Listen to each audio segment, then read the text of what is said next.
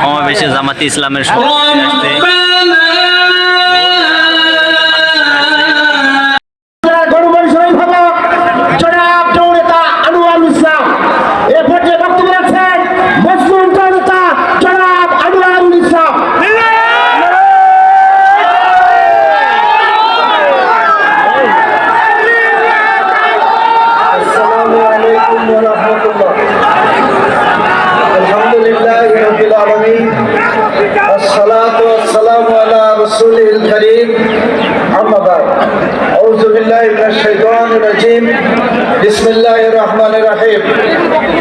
সাবেক secretary general মজলুম জননেতা, বাংলাদেশের ইসলামী আন্দোলনের সিপাহসালা এটিএম আজহারুল ইসলাম ভাইয়ের নিঃশর্ত মুক্তির দাবিতে শুধু দিনাজপুরে না, সারা দেশে আজকের বিক্ষোভ সমাবেশ এবং মিছিল।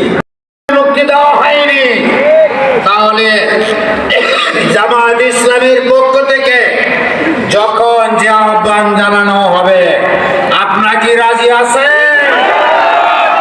আমরা আবারও সরকারকে বলতে চাই,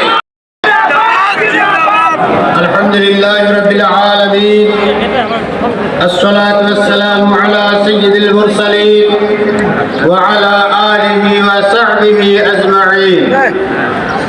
বাংলাদেশ জামাত ইসলামী দিনাজপুরে আমরা এমন এক প্রতিবাদ জানাবো, সত্যিকার অর্থে আমাদের বেশি দূরে